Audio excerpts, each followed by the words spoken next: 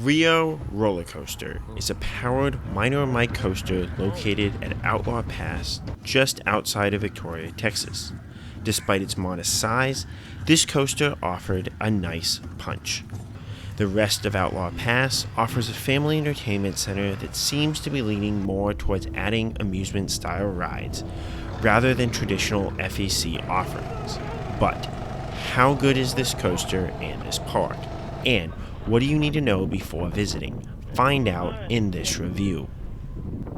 Of note, the park closed for rain shortly after I started my visit, and sadly, my GoPro's angle was off, making most of the footage of rides not the best.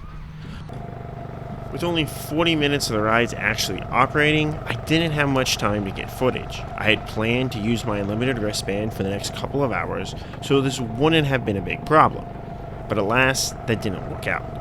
I do apologize for my video quality being subpar, and since this is a smaller park, there is virtually no other coaster off-ride footage for me to use.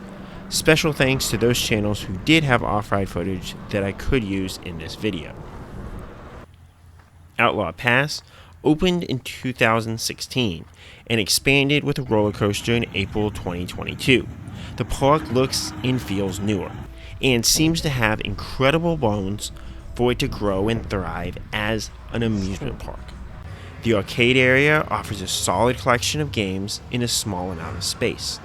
Most family entertainment centers seem to be going for more flashy games in their arcades, but this arcade covers all of the decent genres and would be really fun if they offered a free play pass for an hour or so, though those are being phased out across the industry. As for attractions, there are 8 outdoor attractions. The main calling card seems to be Adventure Golf, and you can even get a free round of this for signing up for their promotional email. As 18 holes winding around decent theming, this was an enjoyable golf course, which, since I've had to play many of these FEC golf courses by myself, as much as I enjoy mini golf, it just isn't as fun by oneself. But this course was. The holes seemed easy enough to get in 2 or 3 shots, but still challenging enough to be enjoyable, and should be perfectly fun for families looking to play mini golf. I got a hole-in-one! The rest of the outdoor area focuses on rides. The layout is super compact, which makes it easy to jump from ride to ride, even with rotating operators. This was good, as a storm came out of nowhere on my visit after I'd been in the park for only about 45 minutes, but I was still able to experience almost every ride. I did miss the frog hopper, the Kiddie bounce tower.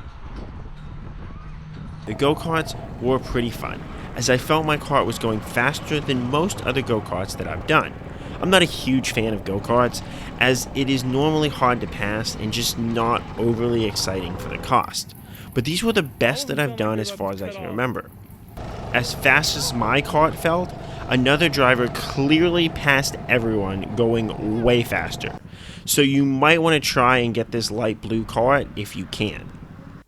Shockwave offered a nice spinning and rocking ride, though it didn't seem to offer forces that you can find on this type of ride. The operator said that many people still get sick from it, but it feels and looks old, despite the sick bucket hanging on the ride. So I'm guessing it just doesn't have that pep that other versions of this ride might have. Texas Tornado, no, not the roller coaster, is a very basic spinning swing. Though my swing was facing inwards most of my ride, and you can probably even get twisted around to go backwards. So there is a bit more to this spinning ride than just basic swings. Euro-Bungee offers a fun jumping experience for kids. This isn't my favorite type of ride, but I really can see it appealing to younger, energetic guests. The Kiddie Ferris wheel does say it is exclusively for kids, as it has a height requirement. Frog Hopper seems to allow adults, and these are always enjoyable kiddie rides, but it was the one attraction I missed due to the poor weather. As all of the rides are outside, you will want to avoid this place if it is going to rain. A freak storm popped up on my visit and dumped a rather large amount of rain for about an hour. The weather report said 0% chance of rain when I left the house in the morning. So even after the rain stopped, it still took about an hour before the golf course was back open, and that might have been more of a favor to me than that it was really dry and ready. The rest of the rides could have been back up in about an hour or two, but since it was midday, they sent most of the staff home as I was the only remaining guest in the park. They did say the go-kart track has to be completely dry to reopen, so it likely would not open even by the evening. As for operations, the staff at this park seemed really nice and super friendly from my interactions. They were more than willing to accommodate requests and made bouncing from attraction to attraction rather seamless and easy. For coaster enthusiasts, per the park, they have no filming restrictions, so you can feel free to bring your GoPro and get as much good footage as you want. As for pricing, I went in the morning over the summer for the Rio special. For $42 or $45 with tax, you get unlimited attractions from 11 a.m. to 3 p.m., which is more than enough time to do everything as many times as you want. For an unlimited wristband and an FEC, this is actually one of the most reasonable, as they tend to run from $50 to $60 across Texas. And besides the arcade and food, there are not any additional upcharge attractions. However, the offerings are slightly less than other FECs, and do focus more on amusement park style rides, even if they're more on a smaller kiddie scale. As far as if you're going to need the unlimited pass, most rides, including the coaster, are $6 a piece, with go-karts and adventure golf being $8. Prices can add up pretty fast, as with most family entertainment centers, but doing everything once and the coaster twice would be about $53.50. If you want additional laps on the coaster, as I had hoped for, the Rio Special would be your best bet. But if you just want to experience the park, they also offer a 5-attraction package for $28. If you did the coaster twice, go-karts, mini-golfs, and one flat ride of your choosing, you could probably get the most out of this park for a relatively reasonable price.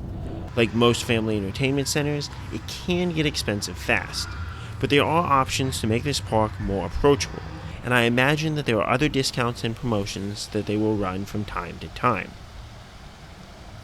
As for the coaster, Rio Roller Coaster is a minor Mike kiddie coaster from Wisdom Rides, who have made different types of standard kiddie coasters for decades. Despite being seen as a relatively common type of kiddie coaster, with another version even being in Texas, only 13 permanent operating versions are reported in the roller coaster database, with some of these being at fairgrounds or other seasonal parks. Rio Coaster is listed as the powered version in the database, of which there are only 6 of this coaster listed. However, Rio Coaster does seem to be a bit larger than some of the other listed coasters in this category.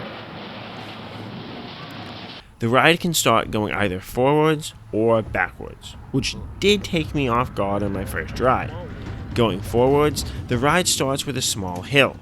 Being powered, the coaster will glide up this, though at varying speeds. The double up does very little, and you likely won't feel it at all going forwards.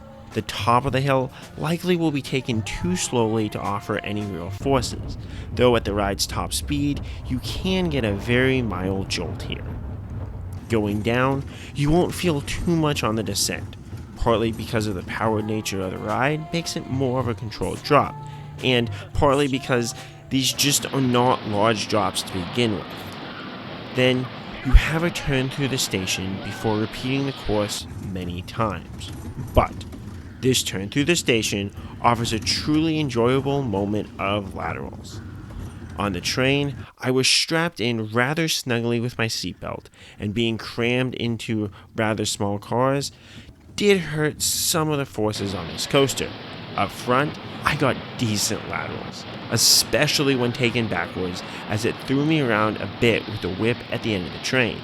In the back row, the laterals and forces are sustained throughout the entire turn through the station when going backwards, as you get the extra speed from the front of the train pushing you forwards. So, not exactly as good of laterals as my favorite Speedy Mouse in Thailand, but good enough for a small kiddie coaster.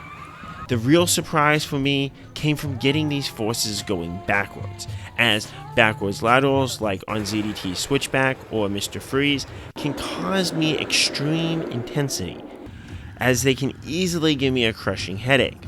With the snugness of the cars, I did get a headache from these strong backwards laterals, without being able to super enjoy the actual laterals themselves.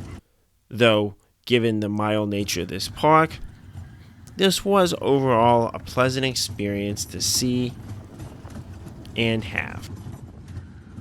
Overall, how good is Rio Roller Coaster? This coaster offers a promising coaster moment while still remaining a mild kiddie coaster. Especially with the tight restraints, it could be even better if you could get a little bit more in the airtime or lateral department, which does almost seem possible given the layout and how strong the ride experience already is. Going backwards also offers a strong moment of forces, especially for a kiddie coaster.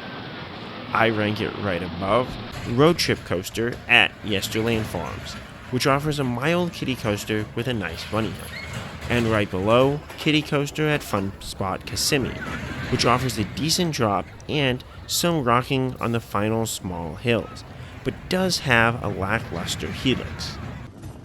For Rio Coaster, if I enjoyed the backwards portion more or could otherwise enjoy this layout more, it could easily pop up my rankings of kiddie coasters.